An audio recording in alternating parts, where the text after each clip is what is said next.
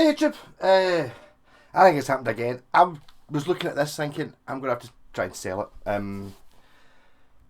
It's a bit nice for me. This is a Washburn Force 8 from 1983, so it'd be, could still be yamaki made. I think it might be. It's either yamaki or Chushin.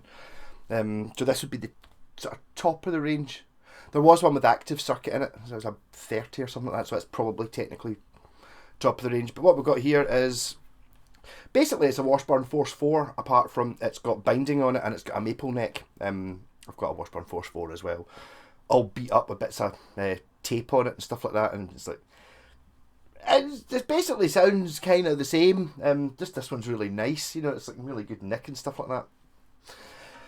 Kind of too good for me. It's got, I keep thinking it's got a slight Rickenbacker bass looky vibe going on about it. As I was using it in the Sabbath band for a bit, something about the binding on it makes it, the Force 4 doesn't have the binding and doesn't look like a Rickenbacker, but somehow it kind of has that vibe to me. Ridiculously good bass, just it's a Japanese P bass basically. Kind of don't get it mixed up. Was it a PV Milestone? PV kind of copied this idea, but it's like you can almost see this as being the first. See when you get modern basses where you can see the neck comes into the body here. It's like they make a feature of it. This is the first bass that did that. So this is like, you can see there where the neck join is, there is no heel, so the neck actually bolts on behind the scratch plate here. It sits right in, you know, you need a scratch plate. Without it you see the bottom of the neck, but if you look at later on basses, even right up to now, you still get basses where this idea has continued, apart from they make the ends of the fretboard like a sort of feature, make it like a ramp rather than hiding it behind a scratch plate. It's basically a P bass in very good condition. High mass bridge, the Goto P bass pickup you get and everything. Interestingly, the P bass pickup's the wrong way around. When I say wrong way around, I mean normally this one is here and this one is here. So this one is picking up the bassy string, the two bassy strings a little bit more that way, and then the two stridley strings a little bit more that way. BC Rich used to do that as well. I don't actually have a P bass. So there's one. Alright. So normally that way around, you can't even see it because there's so much graffiti in this. You can see there, normally the bassy strings are towards the neck and the two pickups, or the humbucker, and this one's the other way around. I can't say I've noticed any difference listening to it, but it's there. Yeah, so again, another one of these, dig one out, that pure. I don't play it very much. Probably because it's a bit nice. I kind of don't want to drop it or dent it because it's managed this far without really having any damage to it. And then you play it and it's absolutely wonderful.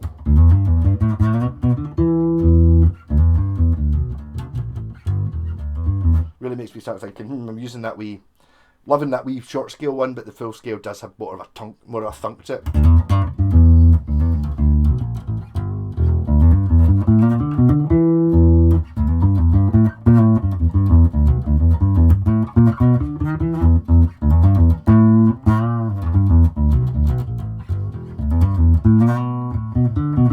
I like this so much I actually plumped for the Roto Sound strings, so it's got 30 pounds worth of strings on it.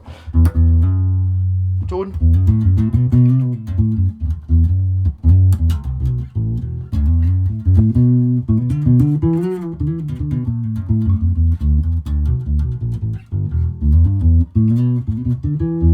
It's really difficult to sell these things, just because I know that even if I get maximum money for it, it's still someone's going to be buying a bass that should be twice the price it is. You know, this should be cut over $1,000 easy. Just construction, how it sounds like and what it plays like, easy, and it's not. I'm not going to get that for it. So it's really annoying because, you know, I see people buying. What do you think of this? You know, buy yourself a Mexican Fender P bass for £700, and you're like, yep. This not even in the same league. Nothing like it. It's entirely different. This is what you've got. Oh, you've got like a 70s Fender P bass, American one, and really good. But okay, maybe we can talk, but not a modern one. You know, it's like eventually people have gotten onto these things. These have been like investment grade, perhaps, especially in good nick. But I mean, I'm going to say I'm not a guitar collector. But a collector, someone who the same with this collection. A collector, someone who collects the cars, keeps them in their wee boxes and stuff like that. I don't do that. I play them. They're for playing. So I want ones that maybe, I kind of like the idea of it having a life. This one can't have had much of a life, really. It must have been in its case most of the time. It's just, it's too strong as well, did I mention that? And you get the high mast bridge. Look at it. It's not absolutely mint. It's got a few wee dinks and stuff around the outside, but nothing. It doesn't have huge gouges and like the way a bass should have. I feel there's not, but it's not. It survived punk. So whoever it was that had this in the 80s, then when it started getting punky and folk were playing pubs and stuff, this bass didn't do that. This is maybe bought by, I don't know, maybe not a session player, maybe like someone. You didn't really get home recording back then, did you? Maybe a music teacher or something like that, where they just wanted a really good bass and were willing to go, oh, Washburn, I don't really know who that is. Oh, the Fender one's kind of the same sort of price, but this is much better.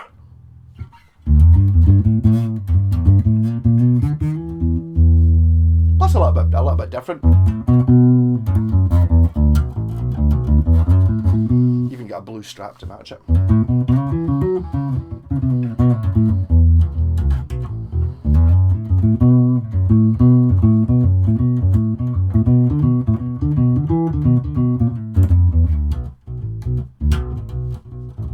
It's also quite unusual to see a blue guitar or blue bass. See, blue and green seem to be, not just because I'm in Scotland, and that would obviously mean that's your football team, and if you're like if you're into Celtic, you can't even be near somebody who's got a blue one, or if you're into Rangers, you can't even possibly have a green t-shirt. It's like, really.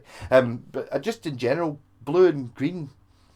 You seem to see plenty of red guitars, but no blue and green. Probably unusual for that. I've never seen another blue one. To be honest, I've only ever seen another couple of these ever. My pal Craig bought one. His is it's got like a maple tiger top on it. It's a better bass though. His is like a couple of years later. I think there's a wee bit of a disparity in when they were made by Yamaki, and then they were made still at Japanese level, but just not Yamaki. Were pure ridiculous. If you've ever played a Yamaki guitar, you'll know this. It's like you just go, this is not unnecessarily like the Washburn Wings, the Falcon and stuff like that. You look at it and go, it's very nice, but you didn't need to do that. All it does is look good and obviously show off craftsmanship rather than actually make the guitar sound better. It's got a little bit of that going on about it. It's somebody's attempt. What I like about this series as well, it's somebody's attempt to make the best bass they can. It's like design wise, it's arguably better than a P bass because it's got a higher scoop in it. Balances incredibly well because of this super long horn on it. It's somebody trying to make the best guitar in the world, which is what the Yamaki ones generally tend to be. It's like, we're trying to make the best guitar in the world, we're not trying to make the best guitar for under £500 or the best guitar for £1,000. They're trying to make the best guitar in the world, and it costs this when we've made it. Even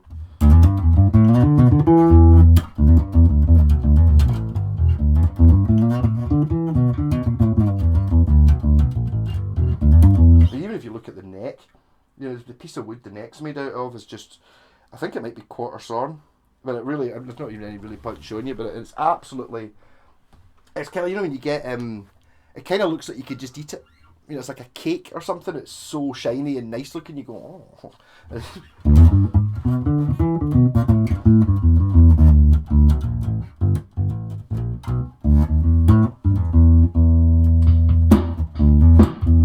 was the bass pick I was using the other day. I'll try another sound.